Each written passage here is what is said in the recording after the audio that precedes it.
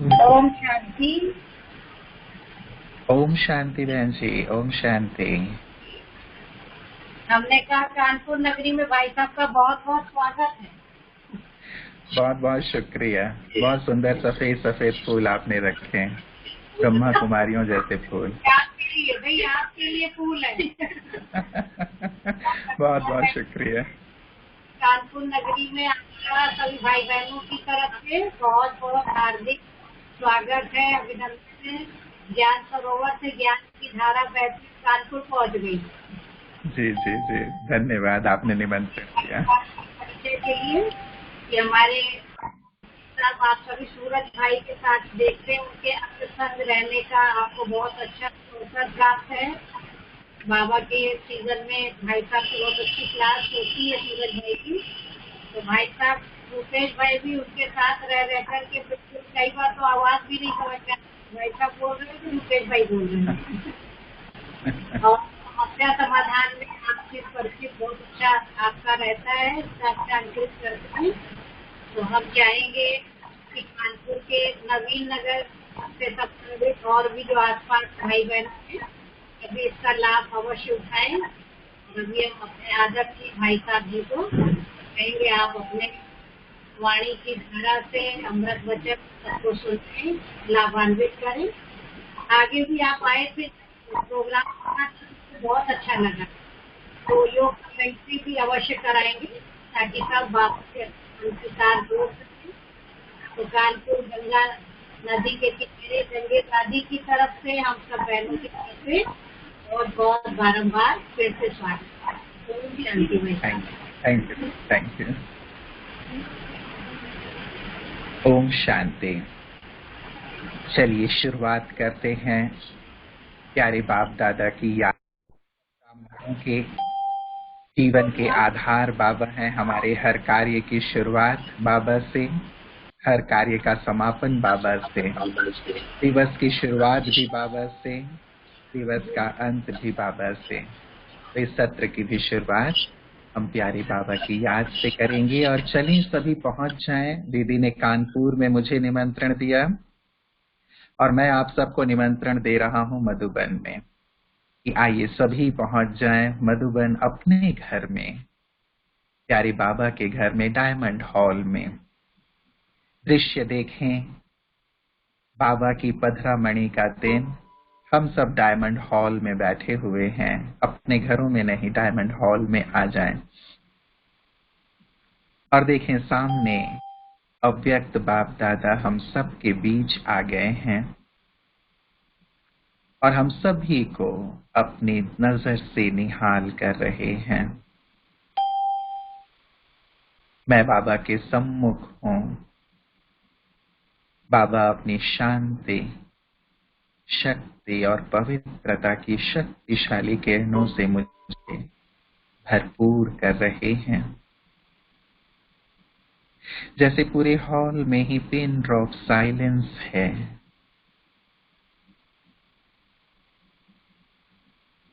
बाबा की दृष्टि मुझे बहुत शक्तिशाली बना रही है। बस मैं हूं और बाबा है, ऐसा अनुभव हो रहा है।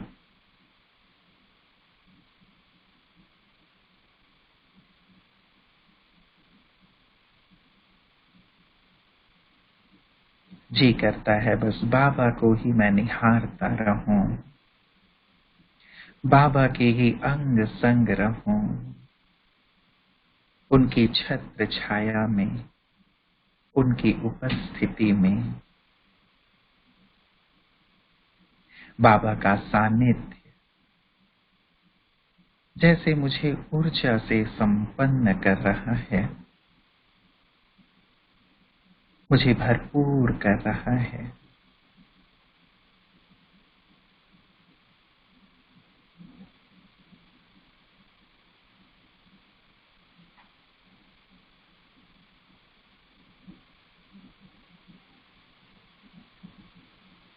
ओम शांति।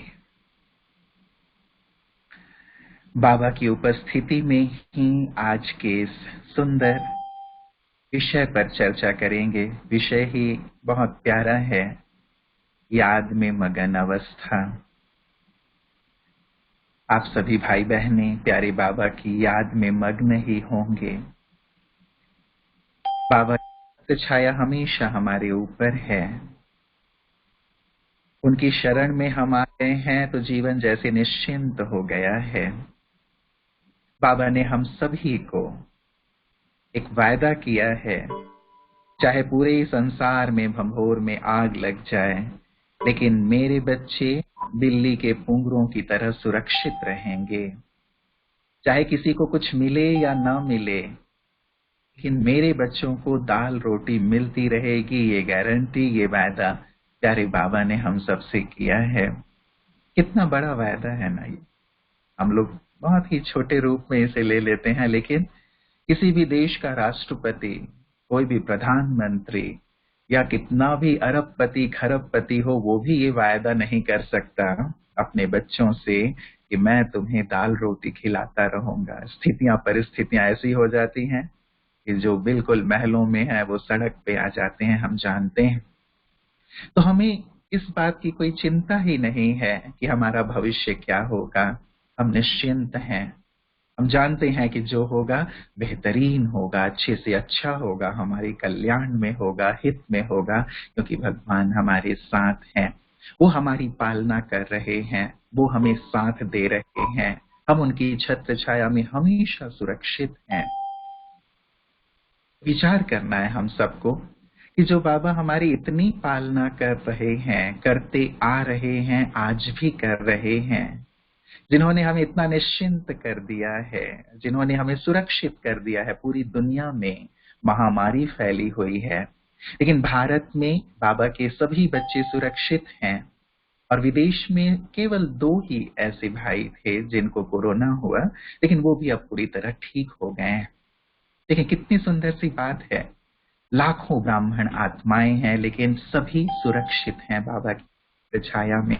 तो बाबा हमें जो सुरक्षा प्रदान कर रहे हैं, शक्ति प्रदान कर रहे हैं, जिन्होंने हमें पूरा एक नवजीवन दिया है, ऐसे को हम क्या दें?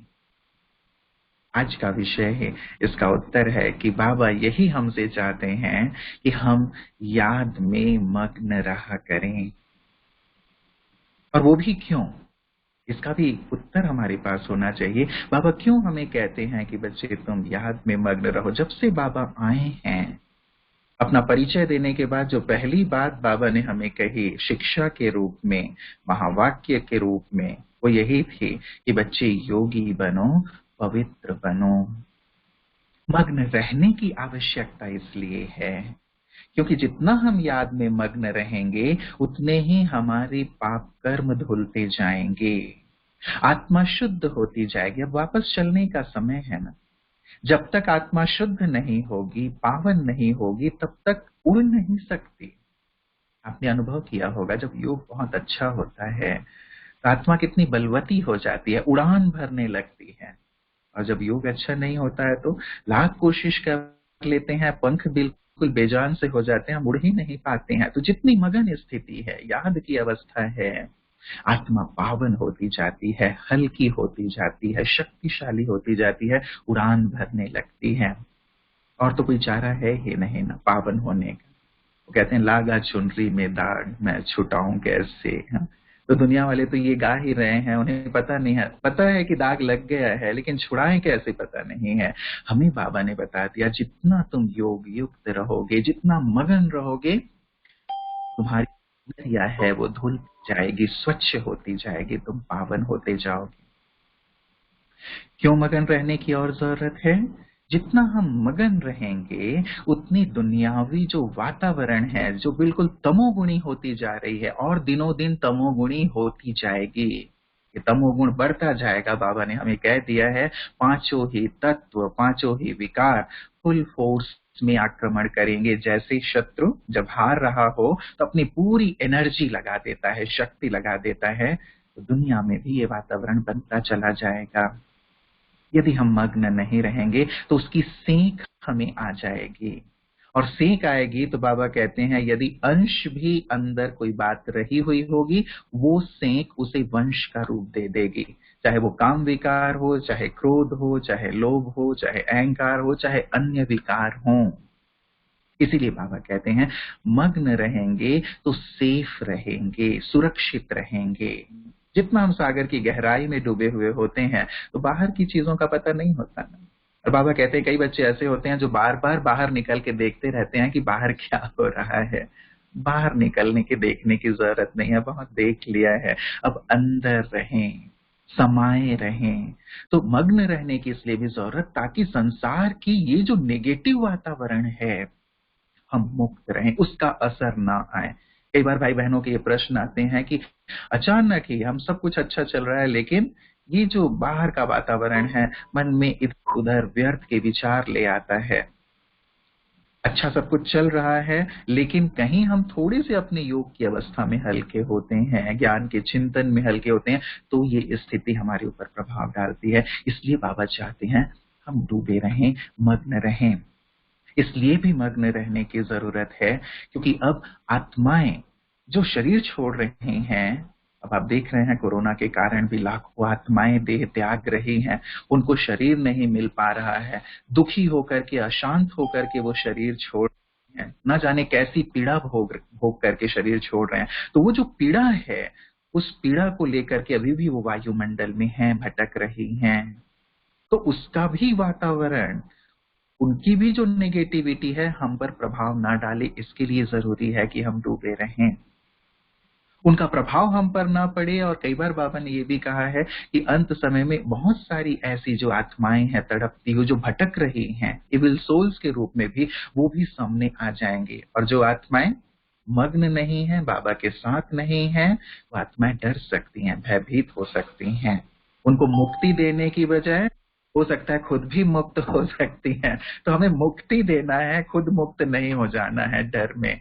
इसलिए मग्न रहने की जरूरत है। जब बाबा साथ रहेंगे हम कितने सक्षम होंगे। नहीं, एक छोटा बच्चा होता है, वो गली में निकलता है तो भले के जो शरारती बच्चे होते हैं उसे मार पीट देते हैं, डरा धमका देते हैं, लेकिन जब वो अपने पिता के साथ बाहर निकलता है तो कितना शक्तिशाली होकर के निकलता है, कितनी दृढ़ता से निकलता है। हाँ, और सीना तान के निकलता है कि आ जाओ, अब मैं देखता हूं कि कौन मुझे सताता है।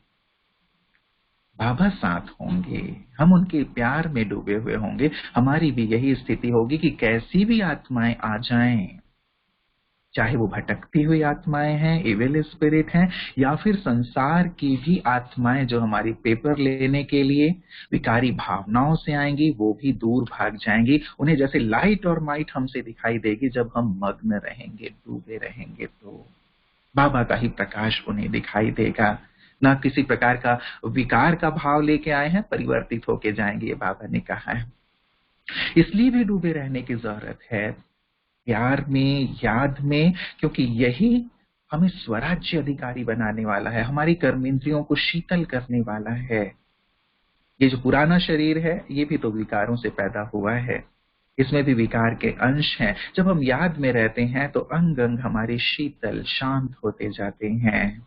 हमारी कर्मेंद्रियां भी, चाहे वो स्थूल हैं या सूक्ष्म हैं, वो हमारे नियंत्रण में आती चली जाती हैं। इसलिए याद में डूबे रहने की जरूरत है, मग्न रहने की जरूरत है, क्योंकि यही तो वेला है भगवान से मिलन मनाने का।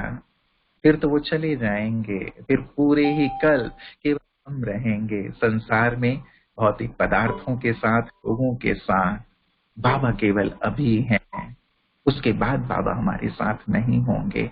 इसीलिए हम इस वक्त को उनके साथ बिताएं। जितना उनके साथ रहेंगे, जितना उनके समीप रहेंगे, उतनी समानता आती जाएगी, उतने हम सक्षम होते जाएंगे, उतनी अपनी संपूर्णता की ओर बढ़ते जाएंगे, उतनी नेगेटिविटी से मुक्त रहेंगे, दुनियावी वातावरण से, प्रभावों से मुक्त होते चले जाएंगे, और सचमुच हम सर्व सिद्धियों से संपन्न होते जाएंगे। ये बहुत महत्वपूर्ण सी बात है। आने वाले समय में हमें अनेक सिद्धियों की जरूरत होगी। अपनी दृष्टि से हम किसी को मुक्त कर दें, अपनी दृष्टि से किसी को निहाल कर दें, बीमारी लेकर के लोग आए और बिल्कुल स्वस्थ होकर के जाएं। हमारी उपस्थिति लोगों के दुख को, तकलीफों को दूर कर दे। ये होगा उन आत्माओं के साथ जो अभी से मग्न रहेंगी, सिद्धि स्वरूप बन जाएंगे। किसी के सिर पे हाथ रख दिया, बस वो आत्मा हर प्रकार की तकलीफों से मुक्त। दृष्टि दे के पानी पिला दिया, उस आत्मा के तन मन में जो भी विकार हैं वो शांत। ये सब चीजें होने वाली हैं, तभी तो जय जयकार होगी ना। लेकिन उसकी तैयारी अभी से हमें करना है, और वो है याद में मगन रहने की। क्योंकि ये बड़े बड़े कार्य तभी हो पाएंगे जब हम ऐसी सुंदर अवस्था में रहेंगे। अब जब हम मगन अवस्था कहते हैं तो ये क्या है? जब भी हम मगन अवस्था कहते हैं, कई चीजें हमारे सामने आती हैं, उससे ही हम इस चीज को स्पष्ट रखते हैं। भक्त आत्माओं को देखें, कितने डूबे रहते हैं ना। मीरा को देखें, मीरा कितनी जैसे एक कृष्ण के प्यार में डूबी हुई है। अपने महल को भी छोड़ दिया, संसार को भी छोड़ दिया, लोगों ने ना जाने कितने ताने वाने दिए होंगे, लेकिन एक के प्यार में डूबी हुई। उसे और किसी का कोई भान ही नहीं है। महल था, छोड़ दिया एक के लिए। लोग नाना प्रकार के टॉन्ट कर रहे हैं, लेकिन उसका कोई इफेक्ट नहीं। ये है मगन अवस्था। हम पूछें अपने आप से, अब इन चीजों को सामने रखते हुए अपने आप को देखते जाएं, ऐसी मगन स्थिति मेरी है? यदि कोई टॉन्ट करता है, दुनिया वाले कुछ कुछ बोलते हैं, क्या है तुम कहां पहुंच गए हो, क्या कर रहे हो, दुनिया है, जियो, खाओ पियो, मस्त रहो, मौज करो, क्या है तुम तो ना कुछ खाते हो, ना पीते हो, ना फिल्मों में जाते हो, तुम तो जीवन का आनंद ही नहीं ले रहे हो। या टॉन्टिंग वे में कहते हैं, क्या है अभी से तुम ये सफेद कपड़े धारण कर लिए हैं, हाँ? ये कोई संन्यास लेने का समय है। देखो हमारी जीवन को देख, उनकी बातें कहीं मेरे दिल पे तो नहीं आ जाती हैं, कहीं मेरी उस स्थिति को, मगन स्थिति से मुझे नीचे तो नहीं ले आती हैं, मेरे मन में प्रश्नों को पैदा तो नहीं कर देती हैं। मीरा ने अपना सब कुछ त्याग दिया ना, महल छोड़ देना। हमें अपने घर को नहीं छोड़ना है। बाबा कहते हैं उनके साथ रहो, लेकिन जो अंतर के विकार हैं, गंदगी हैं, बुराइयां हैं, क्या उनका त्याग मैंने किया है? उसने एक झटके में महल को छोड़ दिया। आप कहेंगे महल छोड़ना शायद सहज है, इन्हें छोड़ना कठिन है, लेकिन जहां मगन स्थिति है, एक के लिए प्यार है, वहां ये छोड़ना सहज है। तो मीरा का प्यार ज्यादा या मेरा भगवान से प्यार ज्यादा? उसे तो केवल साक्षात्कार हुआ करते थे, हमारे सामने तो साक्षात भगवान है। या हम ऐसी मगन स्थिति में रहते हैं? देखना है। अब साथ साथ चेक करते चलो, हमारी स्थिति श्रेष्ठ होनी चाहिए। हनुमान जी को देखें, कैसे मग्न है राम की भक्ति में, राम की भक्ति में डूबे हुए हैं। उन्हें तो हर चीज बिल्कुल जैसे प्रभुमय ही दिखाई देता है। प्रभु की आज्ञा मिली, उसे करना सबसे पहला उनका दायित्व है, और कुछ नहीं। उनके जीवन में कुछ है ही नहीं, केवल प्रभु हैं, उनकी आज्ञा है, उनकी स्मृति है, उनका सिमरण है। इसलिए नारद जी एक बार पहुंचे भगवान के पास। प्रभु कहा कि सबसे बड़ा भक्त कौन है प्रभु, लिस्ट दिखाइए। लिस्ट में देखा सबसे ऊपर उनका नाम था। जाके हनुमान जी को चिढ़ाने लगे कि क्या है, दिन भर तुम राम राम करते रहते हो, अपने आप को दिखाते हो कि तुम बहुत बड़े भक्त हो, लेकिन देखो प्रभु जी की वो जो लिस्ट थी भक्तों की याद करने वाली, उसमें तो तुम्हारा कहीं अता पता ही नहीं था। लेकिन बाद में जब वो गए दूसरी बार प्रभु के पास, तो उन्होंने देखा छोटी डायरी, उसमें सबसे ऊपर हनुमान का नाम, जिन्हें भगवान याद करते हैं। तो बाहर का प्रपंच नहीं, बाहर का दिखावा नहीं, अंदर से मेरी कितनी लगन लगी है एक के लिए, तब फिर परमात्मा भी हमें उसी रूप में याद करते हैं ना। तो इनको देख लें, क्या मेरे जीवन में भी हनुमान जी की तरह, हनुमान जी ने अपना सीना चीर के दिखा दिया कि देखो मेरे अंदर क्या है। क्या था? केवल एक राम दिखाई दिए। यदि आज हम अपना सीना चीर के दिखाएं तो अंदर क्या क्या दिखाई देगा, विचार करें। हम कहते हैं कि मेरा तो एक बाबा, दूसरा ना कोई, लेकिन दूसरा तीसरा चौथा तो नहीं है, हमने पकड़ के तो नहीं रखा है। दुनिया में रहना है, अपने व्यवहार करने हैं, सारे कार्य करने हैं, लेकिन दिल एक दिलाराम के लिए है। मन चित्त में बस वो हो, तब मगन अवस्था होगी। डूबेंगे तब मगन एक चीज में हुआ जाता है, डूबा एक चीज में जाता है।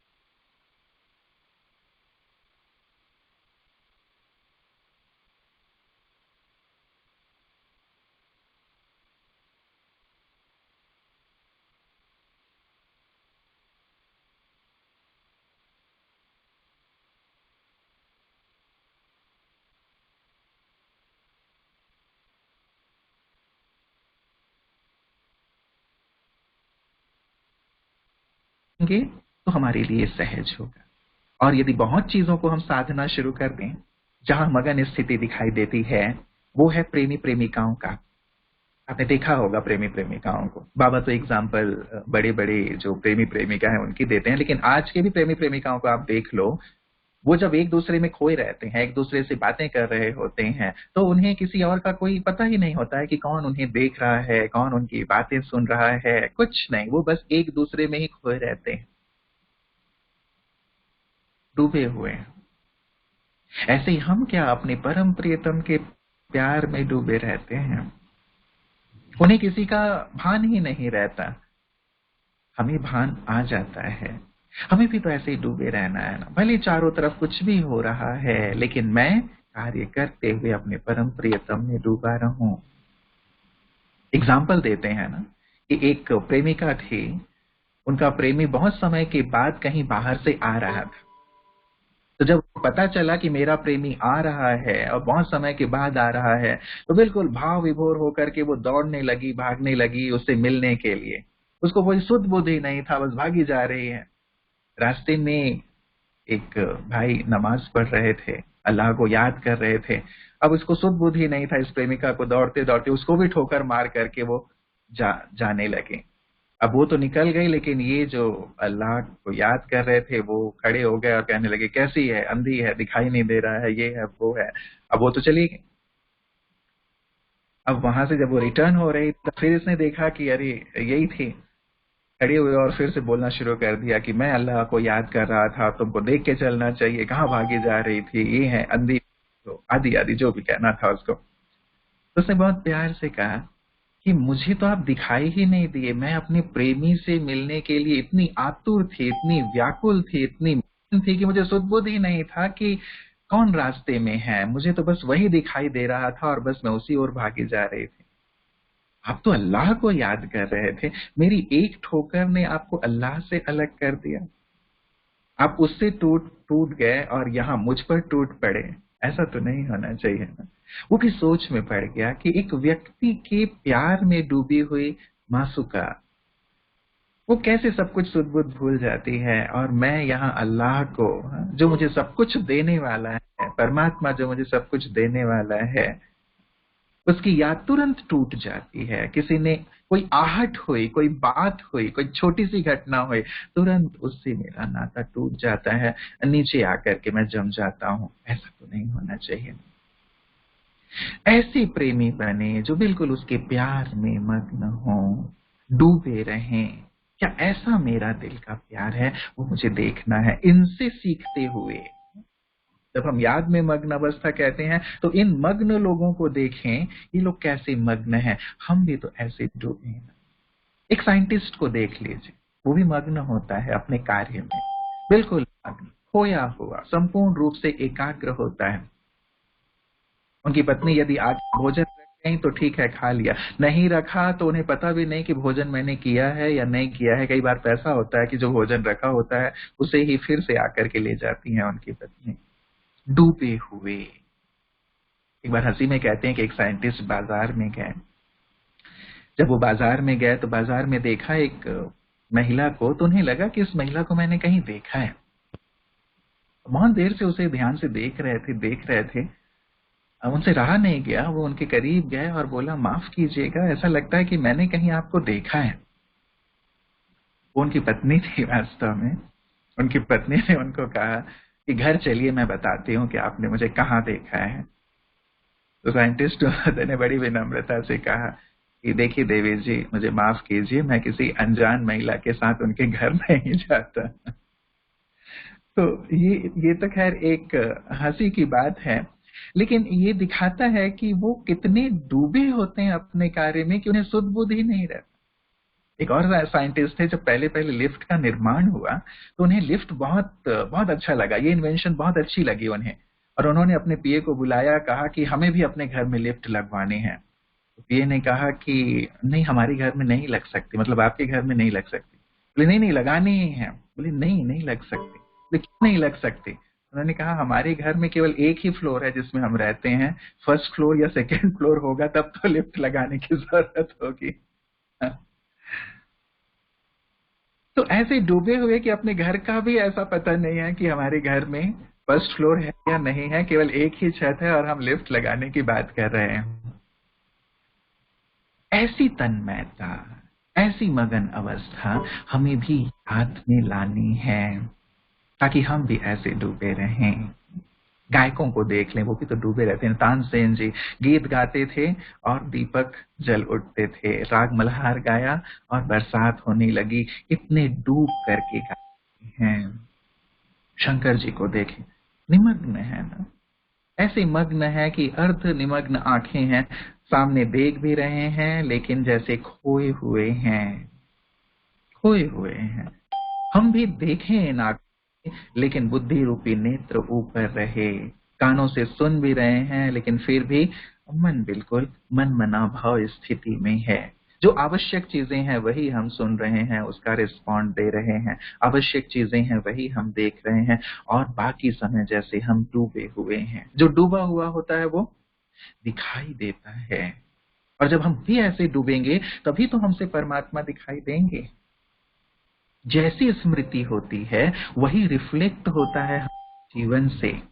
यदि हम बाबा की याद में डूबे रहेंगे तो बाबा हमसे दिखाई देंगे, और यदि हम अपने ही मैं मेरे में डूबे रहेंगे, अपने ही देह भान में रहेंगे, अपनी ही पुराने स्मृतियों में रहेंगे, तो लोगों को वही चीजें दिखाई देंगे हमसे। वही चीज हमारे चेहरे से भी दिखाई देती है। जो प्रेमी हैं, जो भक्त हैं, उनके चेहरे को देखें आप। अभी भी जो मूर्तिकार हैं, जो मूर्ति बनाते हैं, जो चेहरा दिखाते हैं भक्तों का या जो देवी देवताओं का, उनके चेहरे आप देखें कैसे मग्न है, कैसे डिवाइन है। तो इसलिए भी मग्न रहने की जरूरत है। हमारा लक्ष्य है, हमें अपने पिता को प्रत्यक्ष करना है।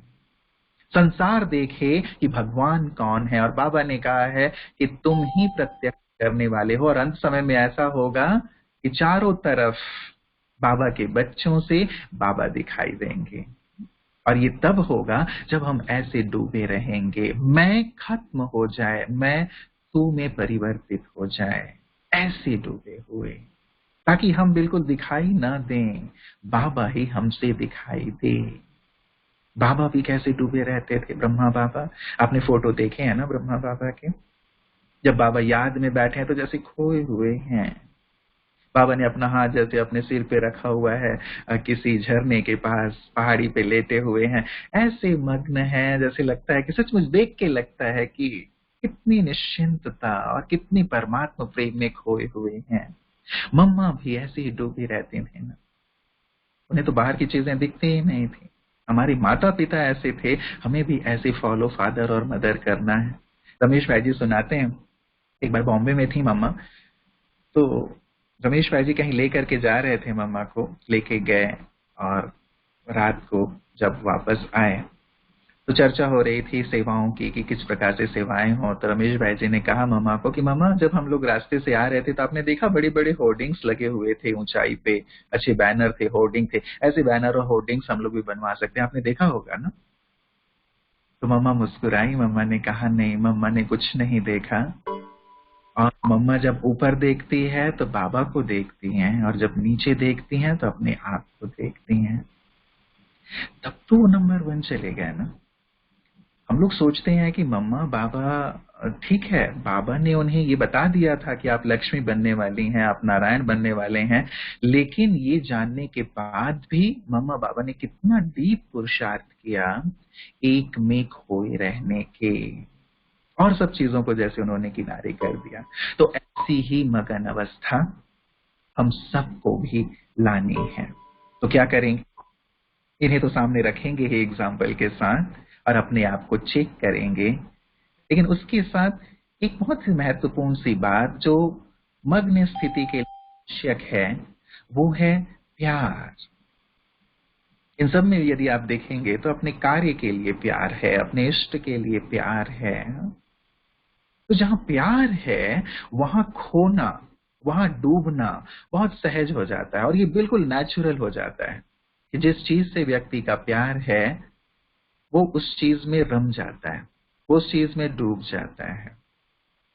हमारा यदि संपूर्ण प्यार एक बाबा से होगा तो हम भी डूब पाएंगे। और यदि प्यार में परसेंटेज होगा कि ठीक है, बाबा से भी 20% है, 25% है, 50% है, बाकी यहाँ भी अपने परिवार के साथ है, लौकिक संबंधियों के साथ है, अपने कारोबार के साथ है, बहुत सारी गहने मैंने रखे हुए हैं उसके साथ है। तो ये हमें देखना है कि कहाँ कहाँ हमने अपने प्यार को, अपनी रगों को बांट रखा है। बंधे हुए हैं ना, बहुत सारी रगें ऐसी बंधी हुई हैं जो हमें डूबने नहीं देती हैं, खींच लेती हैं। हम ऊपर जाना चाहते हैं, मगन होना चाहते हैं, लेकिन जो रगें हैं वो हमें खींच लेती हैं। हमें यहाँ देखना होगा हमने कहाँ कहाँ अपने आप को जोड़ के है, कहाँ कहाँ हम आसक्त हैं, कहाँ कहाँ मोह की रगें हैं, कौन कौन सी सूक्ष्म बंधन है। बाबा कहते हैं मोटे मोटे बंधन हमने तोड़ दिए, लेकिन वो सोने की जंजीरें शायद अभी तक बंधी हुई हैं जो हमें डूबने नहीं देती। इसीलिए प्यार, संपूर्ण प्यार एक के साथ। बाबा कहते हैं जब एक के प्यार में तुम डूब जाओगे, यही तुम्हारे लिए संपूर्ण ज्ञान और सहज राजयोग है। और एक के लव में लीन हो जाना, लव ही लक के लॉक की है, बाबा कहते हैं। इसीलिए प्यार के आधार पे हमारी सब प्राप्तियां सहज हो जाती हैं। बस ये देखना है कि हम अपने प्यार को एक के साथ जोड़ें। सोचें, बाबा हम पर कितनी मेहनत कर रहे हैं। 83 इयर्स हो गए, 84 इयर्स होने जा रहे हैं। बाबा लगातार हम पर इतना परिश्रम कर रहे हैं। 1936 से लेकर के हम पत्थरों को पारस बनाने के लिए, जैसे एक पत्थर उठा करके ले आया है मूर्तिकार और लगातार छीनी हथौड़ी चला रहा है, चला रहा है, चला रहा है। 83 इयर्स हो गए। कौन ऐसा कर सकता है? जिसका बहुत प्यार हो, उस पत्थर को जो मूर्ति बनाना चाहता हो, पूज्य बनाना चाहता हो, पूजनीय बनाना चाहता हो, मंदिर में स्थापित करना चाहता हो, वो अपने हाथ के उस दर्द को नहीं देख रहा है। हाथ जैसे बिल्कुल छिल गए हैं मेहनत करते करते, उसे नहीं देख रहा है, बस उसे एक ही लगी हुई है तो उनकी, बस इनको मैं मूर्ति बनाऊं। प्यार, जिससे प्यार है वही ऐसा कर सकता है। वो हमारे लिए इतना कर रहे हैं, हम क्या उनके प्यार में ना डूबे जो हमारे लिए इतनी मेहनत कर रहे हैं? कम से कम समर्पित होकर उनके सामने बैठे तो सही। वो आए मेरे लिए हैं, मुझसे मिलने के लिए आए हैं, मुझे गढ़ने के लिए आए हैं, मुझे तराशने के लिए आए हुए हैं। और मैं क्या उनके समीप बैठता हूं, उन्हें ही देखता हूं, उनसे ही सुनता हूं, या फिर मैं इधर उधर भाग जाता हूं? अब कम से कम पूरी तरह समर्पित होकर के उनके सामने बैठें, ताकि वो जैसा बनाना चाहते हैं वैसा बना सकें। ये प्यार का रिटर्न है, यही तो प्यार का रिटर्न है ना। वो जो चाहते हैं अपने आप को अब अर्पित कर दें। यदि मेरा भी संपूर्ण प्यार है, अर्पित कर दें, अर्पित मन बुद्धि से कि प्रभु ये जीवन आपका, मैं आपका, आप जैसा तराशना चाहते हैं, जैसा बनाना चाहते हैं आप बनाएं। ये प्यार है। इतना विश्वास है उनका हम पर कि बार बार हम गिरते चढ़ते रहते हैं, गिरते चढ़ते रहते हैं, फिर भी उनका संपूर्ण विश्वास कि नहीं, यही बच्चे हैं जो सारे विश्व का कल्याण करने वाले हैं, यही मेरे राइट हैंड हैं, यही मेरे नैनों के नूर हैं। बच्चे तुम्हें ही करना है, तुम ही कल्प कल्प के विजयी हो। पता है कि हम लड़खड़ा जाते हैं, फिर भी उनका विश्वास जब से हम ज्ञान में चले हैं, आप देखें क्या कभी भी डगमगाया, बल्कि बार बूस्ट करते हैं, बार बार हमें शक्ति देते हैं, बार बार ये कहते हैं कि नहीं तुम्हें ही करना है। ये किस चीज की निशानी है? प्यार की, प्यार की। इस प्यार का हम भी संपूर्ण रिटर्न देते हुए मग्न हो, उसके उपकारों को याद किया करें कि कितने उपकार हैं बाबा के हम पर। यदि बाबा हमें ना मिले हुए होते तो हम कहाँ पे होते, ना जाने किस गली में होते, किस कूचे में होते, क्या कर रहे होते, कितनी गंदगी हो सकती हमारे जीवन में, कहाँ भटक रहे होते। बाबा ने हमें चुन लिया, बाबा ने हमें अपना बना लिया। बाबा हमें कैसे अब निखार रहे हैं, कैसे स्वर्ग के योग्य बना रहे हैं। ना जाने जीवन में कैसी कैसी परिस्थितियां आई होंगी। कई बार हमें पता चलता है कि वो बाबा ने उन परिस्थितियों को समाप्त किया, और कई बार पता नहीं भी चलता। लेकिन बाबा हर पल हमारे साथ रहकर हमारी मदद करते हैं, बल्कि विपदा आती है तो हमें गोद में उठा लेते हैं ताकि हमें कष्ट ना हो, और हमारे पल पल की खबर भी रखते हैं, हमें देखते रहते हैं। बाबा तो ये कहते हैं कि तुम बच्चों के सिवाय मेरा कोई है ही नहीं। क्या हम भी ये कहते हैं कि हाँ बाबा, आपके सिवाय हमारा भी कोई नहीं है? क्या बाबा आपके साथ साथ हमारे और भी कुछ लोग हैं? नहीं ना। हो, रिश्ते नाते तो हमें निभाने हैं, लेकिन दिल का तार अब समय के अनुसार, अब जो भी हुआ पास्ट इज पास्ट, अब समय के अनुसार मुझे मन के तार, दिल के तार को उस एक के साथ जोड़ करके रख लेना है जो मेरे लिए इतना कुछ कर रहे हैं। तो प्यार में डूबना, उपकार जो बाबा ने किए हैं उन्हें याद करना। मुझे याद आता है 1995 की बात है, हम लोग मैटाडोर रैली में थे। अब 3-4 दिनों के बाद आप जानते हैं जब आप रैली में जाते हैं तो लगातार सुबह से रात तक आपको बोलना होता है, बोलना होता है। तो 3-4 दिनों के बाद जितने भी हम लोग मैटाडोर रैली में यात्री थे, हम सबके गले रूंध गए। अब रैली भी चलनी है और गले बंद हैं जो यात्री हैं, तो कौन फिर ज्ञान सुनाए, कैसे भाषण हो, कैसे सेवा हो। कामना तो यही रहती है कि जहां भी रैली जाएगी वहां पे जो यात्री आ रहे हैं वो सेवा करेंगे। अब हम सबके गले बंद हो गए थे, तो सौभाग्य से दूसरे दिन गुरुवार था। तो एक संदेशी थी, आई हुई थी वहां पे बॉम्बे से। तो उन्होंने भोग लगाया बाबा को, और हम सब ने नीचे से संदेश दिया कि बाबा को बताइएगा कि ऐसी ऐसी स्थिति है, अब क्या करें, हम लोग थोड़ा रुक जाएं जब तक हम ठीक हो जाएं, या फिर यात्रा आगे बढ़े, बाबा से पूछिएगा। संदेशी गई ऊपर। अब बाबा ने बहुत प्यार से इमर्ज करके हम सबको दृष्टि दी। अब दृष्टि जब दे रहे थे, देने के बाद संदेशी ने कहा कि बाबा जिन्हें आप दृष्टि दे रहे हैं इन सबके गले बंद हो गए, यात्रा चल रही है, क्या करें। तो बाबा ने बहुत प्यार से, देखिए तो इतना प्यार उमड़ा सभी का बाबा के लिए। बाबा ने कहा कि बच्चों को कहना कि गर्म पानी में नमक डाल करके गरारे करें, सबके गले को खुल जाएंगे। कितनी छोटी सी बात है ना, लेकिन वतन से बाबा ने ये सुंदर सा हम लोगों के लिए मैसेज भेजा, दवा भेजी कि घबराने की कोई बात नहीं है, पानी गर्म करो, नमक डालो, गरारे करो, बच्चे बिल्कुल ठीक हो जाएंगे। और ये ख्याल पता नहीं हम लोगों को आया था या नहीं आया था, शायद नहीं आया था। हम तो सोच रहे थे कि क्या होगा। अब बाबा ने ये भेजा, हम सब ने किया गरारे, और सचमुच सबके गले खुल गए।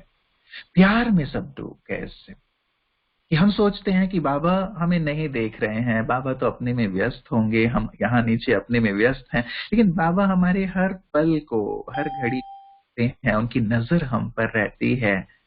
हम भी अपनी नजर उस पर रखें ना, हम भी उसकी ऐसे ही प्यार में डूबे जैसे बाबा हम हमारे प्यार में डूबे रहते हैं। जैसे बाबा बच्चों के गीत गाते रहते हैं, हम भी बाबा के ऐसे ही प्यार के गीत गाते रहें। तो पुकार को याद करें, और साथ ही जो प्राप्तियां बाबा हमें करा रहे हैं, जो वरदान बाबा ने हमें दिए हैं, जो सुंदर ज्ञान बाबा ने हमें दिया, गुणों से जो बाबा हमारा श्रृंगार कर रहे हैं, हम ऐसे थे क्या? कई लोग मुझे कई बार कहते हैं कि आप जो मुस्कुराते रहते हैं, ये पहले से मुस्कुराते थे या ज्ञान में आने के बाद मुस्कुराते हैं? तो मैं सबको यही कहता हूं कि ज्ञान में आने से पहले हम सबका जीवन जैसे संसार के लोगों का है वैसा ही था। जो भी आज आप देख रहे हैं, जहां पे भी हैं, जो भी अच्छाइयां आपको दिख रही हैं, वो सब भगवान का वरदान है, भगवान के गिफ्ट हैं। सेवा के निमित्त बाबा ने ये चीजें दी हुई हैं। हम सबके पास वो गिफ्ट हैं। उन्हें देख करके हम अपनी प्राप्तियों को देख करके उनके प्यार में डूबा करें कि बाबा आपने कितना सुंदर और गहन ज्ञान दिया, कितने सारे गुणों से हमें श्रृंगारित किया, हमें कितना शक्तिशाली बना दिया, हमारे व्यर्थ को समाप्त कर दिया, हमें क्या से क्या आप बना रहे हो, कितने सारे वरदान हमें बाबा आपने दिए हैं। ये सब चीजें जैसे बाबा के प्यार में हमें डुबाते हैं, मग्न करते हैं।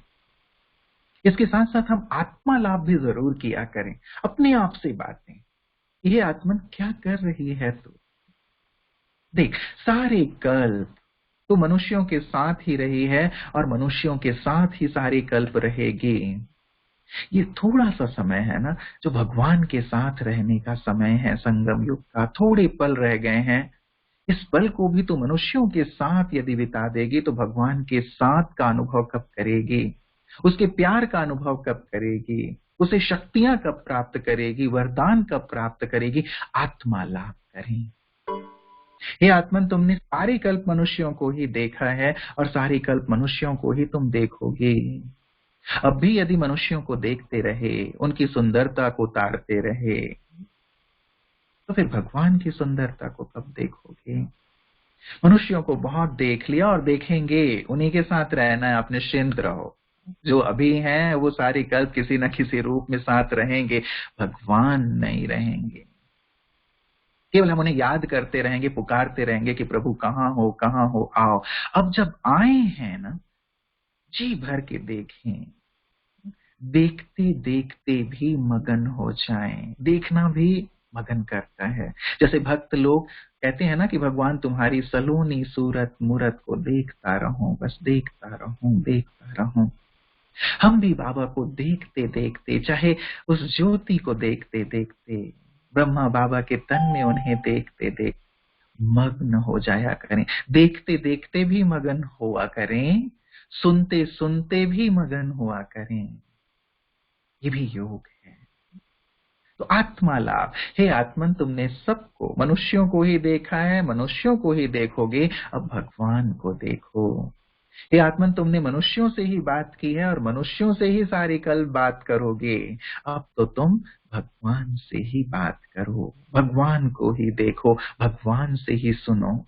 जब ऐसे आत्मालाप आप करेंगे, अपने आप से बातें करेंगे, आत्मा तैयार हो जाएगी कि सच बात है, अब मुझे उस एक के साथ ही रहना है। तब हमारी मग्न स्थिति हमारे लिए सहज हो जाएगी।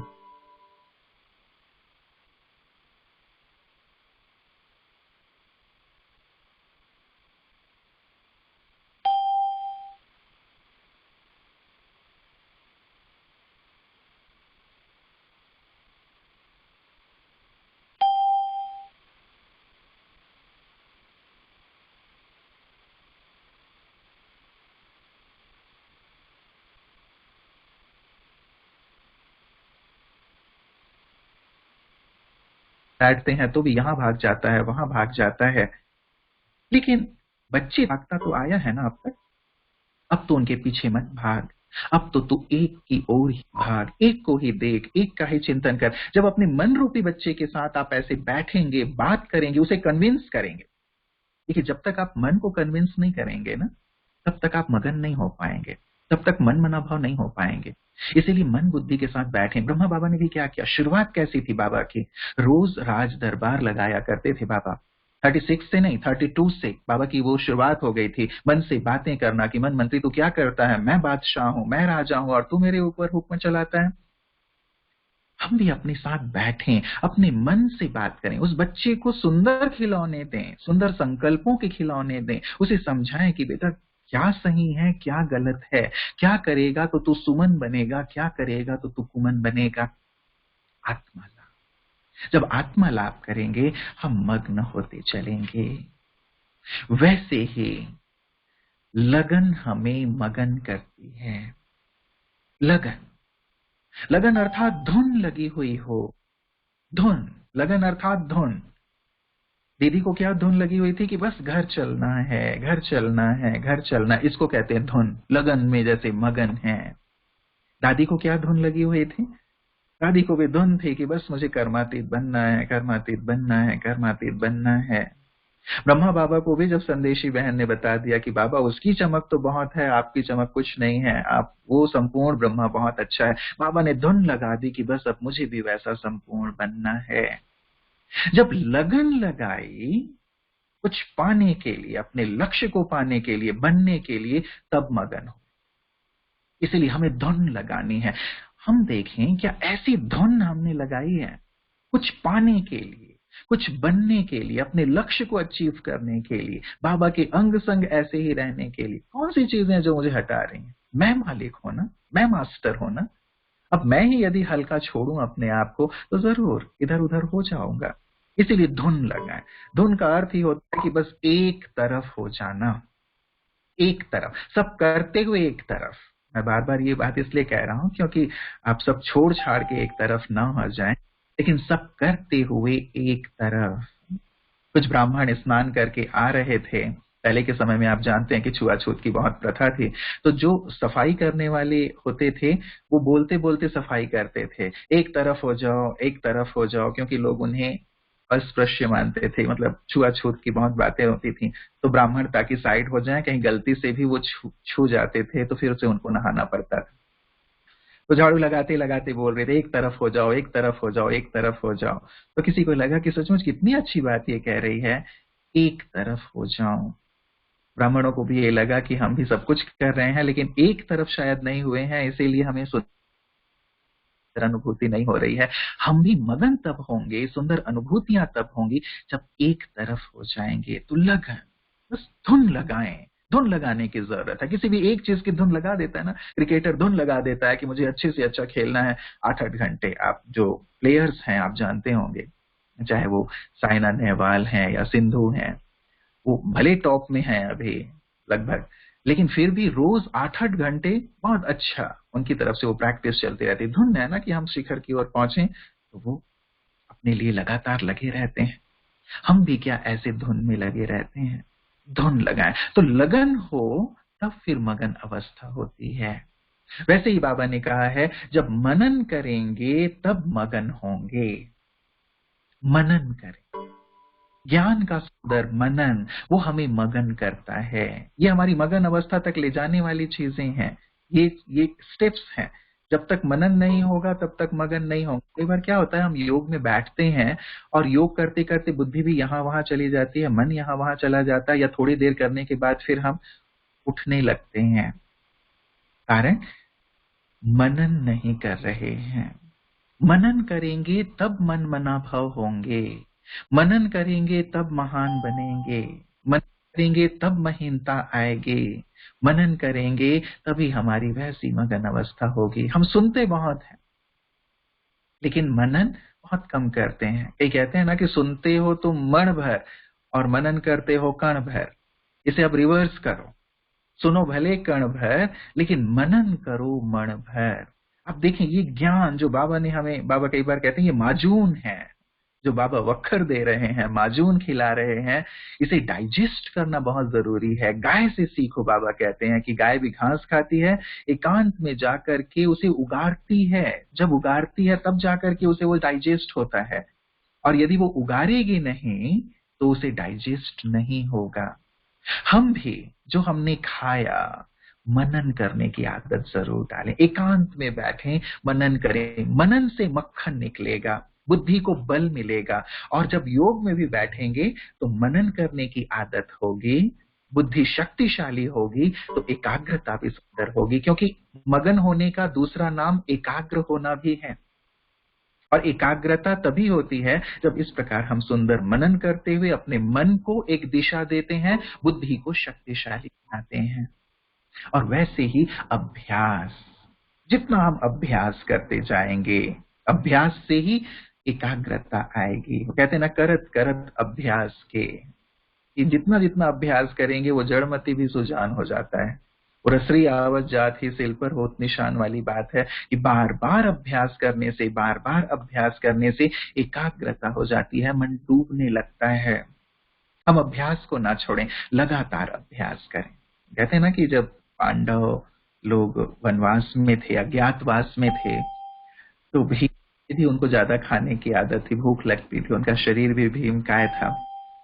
तो सब सोए हुए थे। अचानक किचन से कुछ गिरने की आवाज आई, तो अर्जुन उठे। उनको लगा कि हो सकता है कोई जंगली जानवर आ गया होगा, मैं जाता हूँ। गए किचन में और उन्होंने वो दिया जलाया, देखा तो भीम खा रहे थे। तो अर्जुन जी ने कहा कि भैया इतने अंधेरे में आप बैठे हैं और कैसे खा रहे हैं? मतलब अंधेरे में कुछ दिखाई नहीं दे रहा, कुछ सूझ नहीं रहा है, आपको कैसे पता कि कौन सी चीज कहाँ है? और आप सीधा उस चीज को बिल्कुल ही बिना आवाज किए, चलिए थोड़ी आवाज हुई मैं आ गया, लेकिन आप कैसे इतने अंधेरे में खा रहे हैं? तो भीम ने कहा, अर्जुन अभ्यास, अभ्यास से ये मेरे लिए सहज हो गया है। अब देखिए, जहां भी हर हर फील्ड में जहां अच्छा अभ्यास है, गहन अभ्यास है, वहां डूबना, सफल होना इजी हो जाता है। हम भी योग के अपने अभ्यास को बहुत सतत करें, इसीलिए बाबा ने हम सबको अभ्यास दे दिया है ना 5 स्वरूपों का, इसीलिए दिया है ताकि हम बार बार उसे करें, बार बार उसे करें, और करते करते हम उसमें स्थित हो जाते हैं। मग्न इन अभ्यासों से भी हम होते हैं, अलग अलग स्वमानों और अलग अलग योग के अभ्यासों को जब लगातार करते रहते हैं तो किसी एक स्वरूप में सुंदर एकाग्रता हो जाती है। आप इसे करके देखें, 5 स्वरूपों को करके देखें, लगातार चक्र चलाते रहें, चक्र चलाते रहें, चक्र चलाते रहें। फाइनली आप देखेंगे किसी एक स्वरूप में मन बिल्कुल मगन हो जाता है, एकाग्र हो जाता है। और बाबा यही अवस्था हमारी चाहते हैं, अभ्यास। योग में मगन अवस्था तब होगी जब बारंबार हम अभ्यास करेंगे, बारंबार अभ्यास करेंगे। हम कई बार योग में बैठ जाते हैं और सोचते हैं कि मैं एकाग्र हो जाऊं, मैं डूब जाऊं। ऐसा नहीं होता। सारे दिन हमें ये प्रैक्टिस करनी होती है, सारे दिन अभ्यास करना होता है, सारे दिन मन के तार को बार बार लगाने की और जोड़ने की आवश्यकता होती है, तब कि फाइनली हम एकाग्र हो पाते हैं, मग्न हो पाते हैं। तो इन बातों पर बहुत गहराई से विचार कीजिएगा, जो हमें मगन करने वाले फैक्टर हैं, जो हमें उस स्थिति तक ले जाने वाले हैं जिस स्थिति की वास्तव में हमें आवश्यकता है। और यही योग की संपूर्ण अवस्था है, योग की अंतिम स्थिति ही यही है, मग्न हो जाना, एकाग्र हो जाना। ये हमारे योग की संपूर्ण अवस्था है, और ये जबरदस्ती नहीं आएगी, ये आएगी मनन करते हुए, ये आएगी अभ्यास करते हुए, ये आएगी लगन को बिल्कुल बढ़ाते हुए, धुन लगाने से, ये आएगा आत्मा लाभ करने से, ये आएगा प्यार में खोने से। लेकिन सबके साथ ऐसा इसलिए नहीं हो पाता। मैं ये चिंतन आपको ही देना चाहूंगा क्योंकि वक्त हो रहा है। ये चिंतन आप ही कीजिएगा कि कौन सी चीजें मुझे नहीं डूबने देती। हर एक की अलग अलग बातें हो सकती हैं, मुझे खुद ही देखना है। बाबा ने दर्पण दे दिया है हम सबको, इतनी सुंदर ज्ञान मुरलियां बाबा हमारे सम्मुख रखते हैं, दर्पण दे दिया है कि बच्चे तुम देखो। हम खुद ही चेक करें कि कौन सी ऐसी वीकनेसेस हैं, बातें हैं जो मुझे नहीं डूबने दे रही। यदि मुझसे अभी भी पाप कर्म हो जाते हैं, विकर्म होते हैं, तो मैं कैसे डूब पाऊंगा? यदि अभी भी मेरा व्यर्थ में रुझान है, व्यर्थ देखने में, सुनने में, मोबाइल ऑन किया, नेट ऑन किया और चीजें शुरू कर दी हमने देखना, आधा घंटा 1 घंटा हमारा बीतता चला गया, कुछ इधर उधर की बातें हम सुन रहे हैं, सुने ही जा रहे हैं, देख रहे हैं तो देखे ही जा रहे हैं। यदि व्यर्थ में रुझान है, कैसे हम डूबेंगे? सोचना है हम सबको। तो बातें बहुत हो सकती है, लेकिन आप इस पर विचार करना, लेकिन निराश होने की कतई आवश्यकता नहीं है। आज मैं जहां पे भी हूं, मुझे यहीं से आगे बढ़ना है, यहीं से उन्नति करना है, और यहीं से उस मगन अवस्था संपूर्ण इस तक पहुंचना है। मुझे हारना नहीं है। मान लो योग नहीं भी लग रहा है, बाबा ने कहा है तुम चित्रों के सामने बैठ जाओ, चित्रों को देखो, चित्रों को देख करके चिंतन करना शुरू कर दो, योग तुम्हारा लगना शुरू हो जाएगा। कभी बाबा ने कहा कि लिख लिख करके अभ्यास करो, जैसे ब्रह्मा बाबा भी लिख लिख करके अभ्यास करते थे। स्वमानों को लिखें, अच्छी बातों को लिखें, योग लगना शुरू हो जाए। शुरुआत तो होगी, हम हारे नहीं। ज्ञान का अच्छा मनन करना शुरू करें, अव्यक्त मुरलियों का अध्ययन करना शुरू करें, और साथ ही सबसे महत्वपूर्ण बात, सेवा करते हुए पुण्य का खाता जमा करते चलें, तो हम मगन अवस्था की ओर बढ़ेंगे। यदि खाता मेरा पुण्यों का कम है, तब भी मेरा योग नहीं लग पाता। एक बार दादी जानकी जी से किसी ने पूछा था कि दादी यदि योग नहीं लग रहा है, एकाग्रता नहीं हो रही है, ऐसा लगता है कि विकर्मों का बोझ हम पे ज्यादा है, इसलिए हम पुरुषार्थ में चाहते हैं कि बहुत गैलप करें, बहुत तीव्रता से आगे बढ़ें, लेकिन नहीं बढ़ पा रहे हैं, तो क्या करें?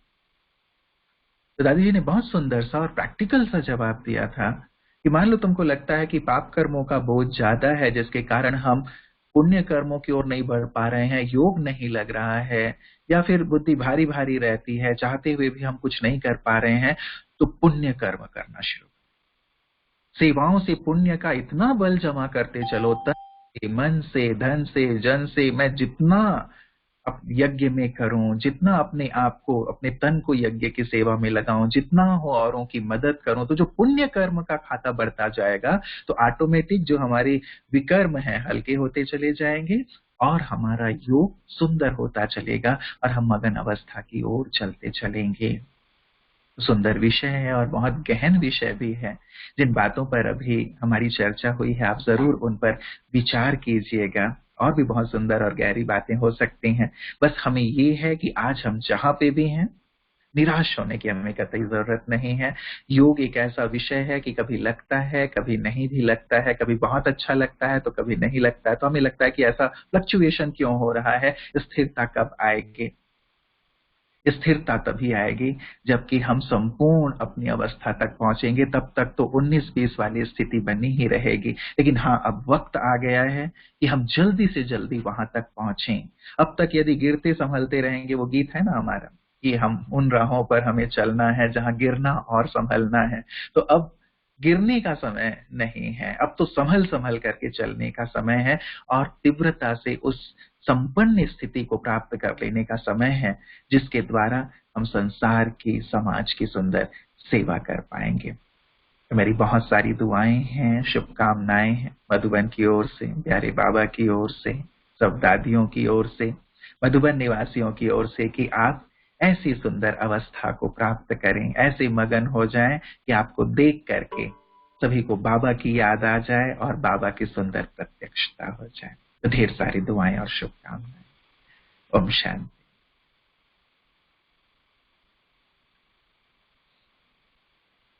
ठीक, ओम ओम शांति। हमने कहा योग की थोड़ी चलिए देर हम 5-7 मिनट हम चलते हैं सुंदर अभ्यास पे, जो बाबा ने ही हमें अभ्यास दिया है 5 स्वरूपों का। हम इन्हीं अभ्यासों में मगन करेंगे, अपने आप को एकाग्र करेंगे। चलें, सभी बैठ जाएं अपने भृगु पर। इस चमड़ी और हड्डियों के ढांचे के अंदर मैं चमकती हुई दिव्य आत्मा,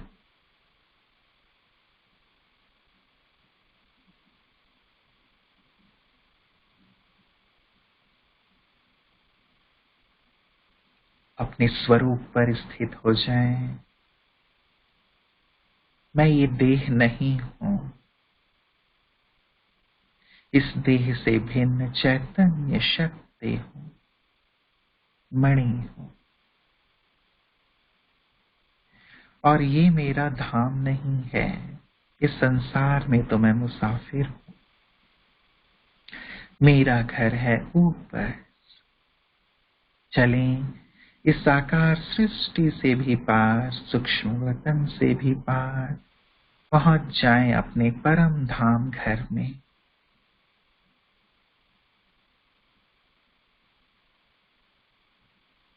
जहां चारों ओर दिव्य लाल प्रकाश है, गहन शांति है। ऊपर देखें, महाज्योति बाबा अपना दिव्य प्रकाश पूरे ब्रह्मांड में फैला रहे।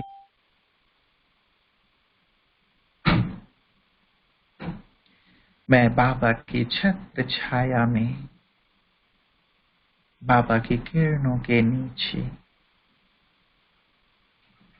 अपने अनादि स्वरूप में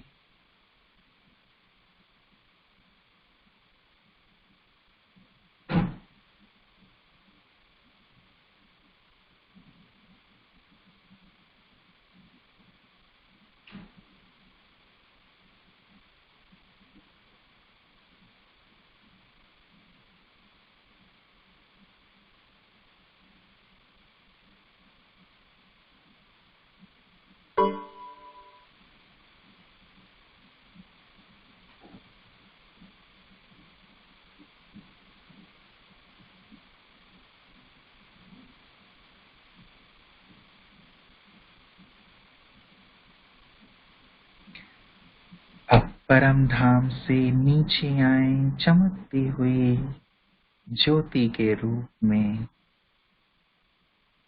नवयुग सतयुग में मैं नीचे आई और एक देवी के रूप में, देवता के रूप में परिवर्तित हो गई। देखें अपने आप को देव रूप में। मैं सर्वगुण संपन्न, 16 कला संपूर्ण, संपूर्ण निर्विकारी देवात्मा। चारों ओर देवी देवता विचरण करते हुए, पुष्पक विमानों में सैर करते हुए, हीरे जड़ित सोने के सुंदर महल।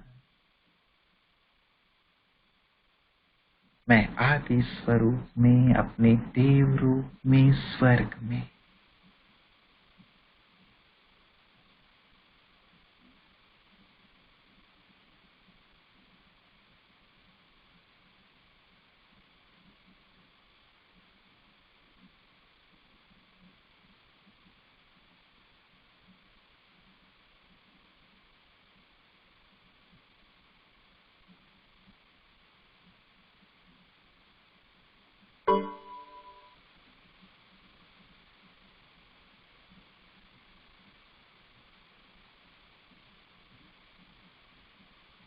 अब चलते हुए पहुंच जाए अपने मध्य स्वरूप में, पूज्य स्वरूप मेरा।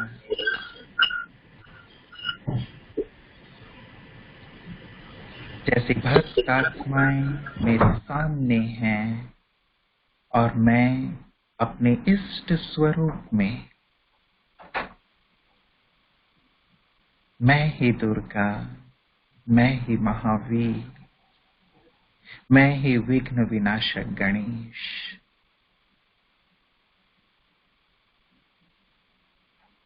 भक्तों को सकाश देंगे, उन्हें साक्षात्कार कराएंगे। भक्त जैसे मेरे दीदार करके तृप्त होते जा रहे हैं। पा लिया ये गीत गा रहे हैं।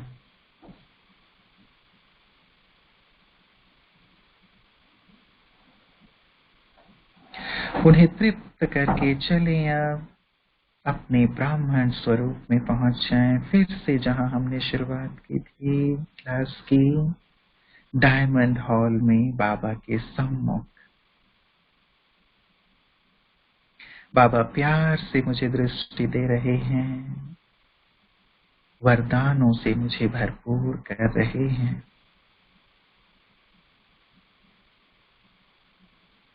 मैं अपने श्रेष्ठ भाग्य के गीत गा रहा हूं कि वाह रे मैं, सारा संसार जिसे ढूंढ रहा है, मैं उस भगवान का हो गया। प्रभु मेरे हो गए और अपना सब कुछ मुझ पर वार रहे हैं, मुझे प्रदान कर रहे हैं। वाह रे मैं, वाह रे मेरा ब्राह्मण जीवन। दृष्टि लेंगे बाबा से, वरदान लेंगे।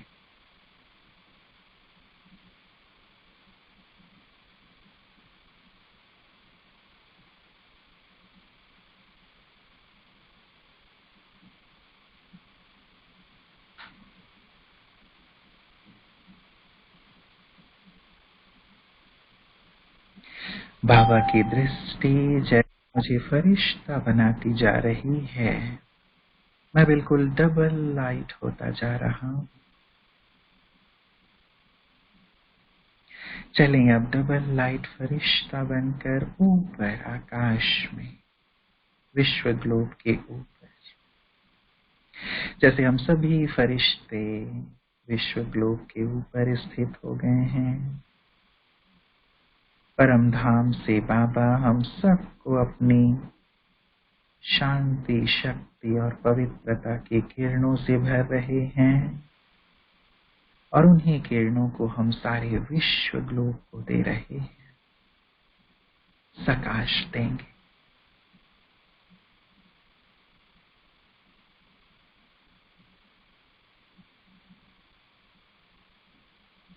बाबा से आ रही हैं और मुझसे होकर विश्व ग्लोब पर जा रही हैं। सभी आत्माएं तृप्त होती जा रही हैं, सुखी होती जा रही हैं। सारे विश्व से कोरोना का प्रभाव समाप्त होता जा रहा है। ये वायरस नष्ट हो रहा है और सभी के चेहरों पर मुस्कान आती जा रही है। हम सभी फरिश्ते दिल से सभी को दुआएं दे रहे हैं कि सबका भला हो, सबका कल्याण हो, सभी के मन के तार एक बाबा से जुड़ जाएं, सभी तृप्त हों, संतुष्ट हों। दिल से दुआएं देते हुए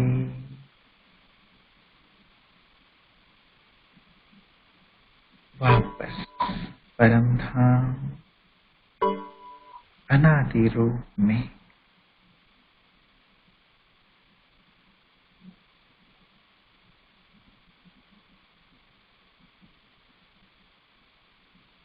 बाबा से सब कुछ प्राप्त करते हुए उनकी याद में मग्न दिल से बाबा को शुक्रिया करते हुए, बाबा आपने हमें सब कुछ प्रदान किया, आपने हमारे जीवन को श्रेष्ठ और महान बनाया। आप हमें क्या से क्या बना रहे हो, हमें हमारे सत्य स्वरूप का आपने दीदार करा दिया। हमें अपने समान बनाकर विश्व के स्टेज पर आप ले आए। बाबा आपकी हर आज्ञा, हर आश को हम जरूर पूर्ण करेंगे। आपने जो हमें दिया है उसके लिए शुक्रिया शब्द तो बहुत छोटा है, पर दिल से बारंबार बाबा आपका शुक्रिया, शुक्रिया, शुक्रिया।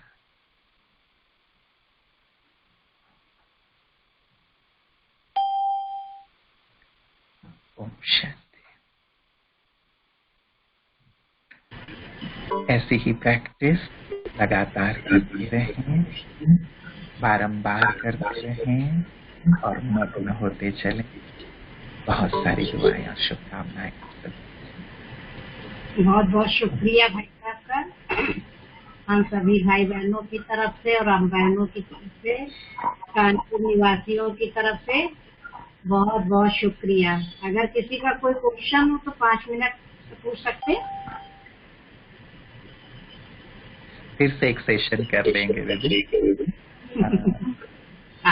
नेक्स्ट क्लास भी है, तब तक जरूर मिलते रहेंगे। परिवार है आप सब तो बिल्कुल नहीं हैं, तो फिर से क्वेश्चन आंसर सेशन कर लेंगे। कानपुर की नगरी में पधारे, आपका बहुत बहुत बहुत दिल से क्या कहें बधाई और शुक्रिया सभी बहनों की तरफ से, भाई बहनों की तरफ से। ओम शांति। सभी भाई बहनों को बहुत बहुत धन्यवाद। ओम शांति। फिर मिलेंगे, मिलते रहेंगे। ओम शांति।